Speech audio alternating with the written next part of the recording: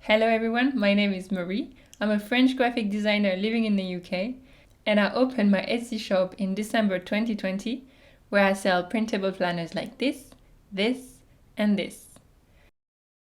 In this video, I'd like to take you through the results I got in March. I will include the input I brought that month, new products, social media posts, and the results I got: visits, order, revenue. Now, to begin, let's see what I actually did to grow my shop in March. I didn't upload many planners to the shop in March. I only managed to upload 4 planners, reaching a total of 20 planners in the shop. As you can see in this monthly graph, after a peak in January, I achieved a more steady rhythm of 4 new planners per month. I think it's important to have a shop that looks full, so 20 planners was a nice achievement for the shop. Now let's see the overview of the shop results.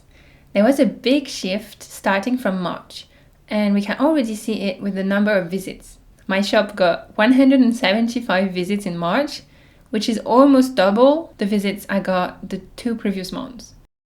For the number of items favorited, the results also doubled from the previous month, with a total of 11 items favorited in March.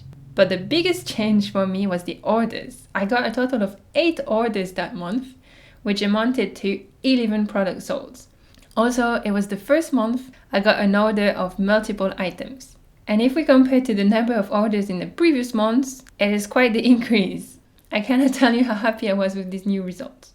And to put the data in perspective, this month I got an average of 5 visits per day and 1 order every 4 days. Now let's focus on the visits. Of the 175 visits I got in March, 60 came from Etsy app and other Etsy pages, 55 from Etsy search, 2 from marketing and SEO, 42 from direct and other traffic, and 16 from social media. The 2 interesting sources were Etsy app and other Etsy pages, and Etsy search, which increased dramatically. I believe adding more and more different types of planners in the shop brought more visits, as the different planners have different keywords, bringing more visits overall.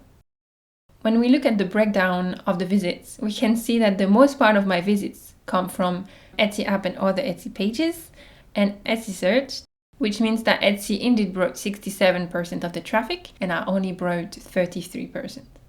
For the social media part, I started Pinterest in February, and in March I already got more visits from there than from Instagram, which I started in November 2020. Though it is true that I've spent less time working on Instagram that month, I still didn't put that much effort on Pinterest either. Now let's focus on the sales. In March, I received 8 orders, which represents a total of £25. We can see the orders mostly happen at the start and the end of the month, as my digital products are planners, and people probably think about it more during those periods. My basic expenses were my Adobe subscription, as I use InDesign and Illustrator for the planner creation, and the Etsy fees, so a total of around £44 of costs, which will bring the estimate of revenue at around minus £20. I am getting closer to not losing money, which would be great. Compared to the previous months, March revenue is amazing. I more than tripled January's revenue, so I really feel like things are finally starting to pick up. Now let's focus on Instagram. March is actually the last month I focused even a little on Instagram. I've said in the previous income report that I found Instagram very time consuming for not a lot of results, especially when opening a shop. So in March, I published a total of 4 posts, and by the 8th of March, I just stopped.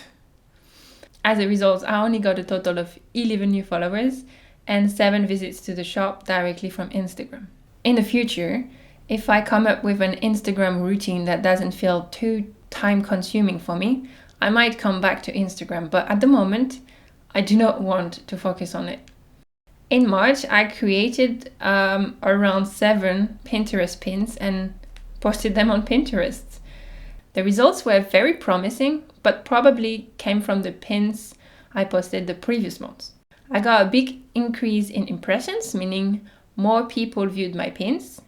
My number of engagements, which means the number of pin clicks, saves, and outbound clicks, didn't increase much compared to last month, but the total audience increased, which is logical following the increase in impressions. What I'm very happy about is the increase in engaged audience, because it's good that more people have seen my pins, but if they don't engage with them, then the views are useless. In March, I actually only got 8 saves, which is 2 saves less than the previous months. So my engagement increase didn't come from more saves, but actually more pin clicks and more outbound clicks. And the final increase I'm quite happy about is the visits to the shop.